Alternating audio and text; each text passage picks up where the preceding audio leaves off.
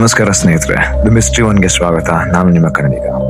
ಭವಿಷ್ಯದಲ್ಲಿ ಏನಾಗುತ್ತೆ ಅನ್ನೋದು ಯಾರಿಗೂ ಗೊತ್ತಿರಲ್ಲ, ಆದ್ರೆ ನೀವು ನೋಡೋವಂತ ಒಂದು ಕಾರ್ಟೂನೇ ಭವಿಷ್ಯದಲ್ಲಿ ಏನೇನಾಗಿದೆ ಅನ್ನೋದೆಲ್ಲ ಪ್ರಿಡಿಕ್ಟ್ ಮಾಡ್ತಾ ಹೋದ್ರೆ, ಅದು ನಿಜಾನೂ ಕೂಡ ಆಗ್ತಾ ಹೋದ್ರೆ ನಿಮಗೆ ಹೇಗನ್ಸುತ್ತೆ? ಇವತ್ತು ನಾ ಮಾತಾಡ್ತಿರೋಂಥ cartoon the Simpsons.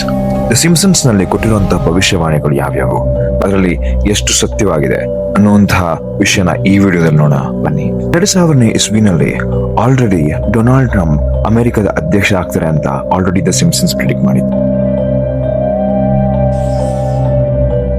As you know, we've inherited quite a budget crunch from President Trump. 2016ರಲ್ಲಿ 16 ವರ್ಷಗಳ ನಂತರ ಡೊನಾಲ್ಡ್ ಟ್ರಂಪ್ ಅಮೆರಿಕದ ಅಧ್ಯಕ್ಷ ಆಗ್ತಾರೆ. ಎರಡನೇ ಪ್ರಿಡಿಕ್ಷನ್ ಯಾವುದು ಅಂತಂದ್ರೆ 20th ಸೆಂಚುರಿ ಫಾಕ್ಸ್ ನ ಡಿಸ್ನಿನವರು ಖರೀದಿ ಮಾಡ್ತಾರೆ ಅಂತ. ಈ ಎಪಿಸೋಡ್ ಬಂದಿದ್ದು 1998ರಲ್ಲಿ. ಡಿಸ್ನಿನವರು 20th ಫಾಕ್ಸ್ ಸೆಂಚುರಿನ ಖರೀದಿ ಮಾಡಿದ್ದು 2019ರಲ್ಲಿ. $71 ಬಿಲಿಯನ್ ಗೆ ಫಾಕ್ಸ್ ನ ಖರೀದಿ ಮಾಡ್ತಾರೆ. ಮೂರನೇ ಭವಿಷ್ಯವಾಣಿ ಯಾವುದು ಅಂತಂದ್ರೆ ಸ್ಮಾರ್ಟ್ ವಾಚ್.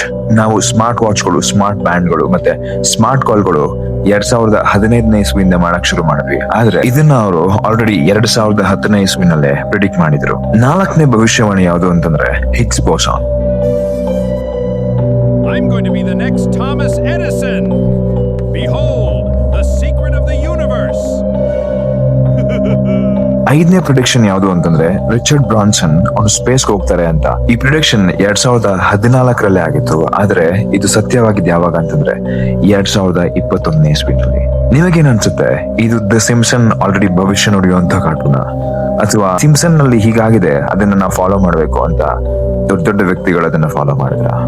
ಇದ್ರ ಬಗ್ಗೆ ಇರುವಂತಹ ನಿಮ್ಮ ಅಭಿಪ್ರಾಯ ಏನು ನನಗೆ ತಿಳಿಸಿ, ಕಾಮೆಂಟ್ ಮಾಡಿ. ವಿಡಿಯೋ ಇಷ್ಟ ಆಗಿದ್ರೆ ಲೈಕ್, ಶೇರ್ ಮತ್ತು ಸಬ್ಸ್ಕ್ರೈಬ್ ಕೂಡ ಮಾಡಿ. ಧನ್ಯವಾದ.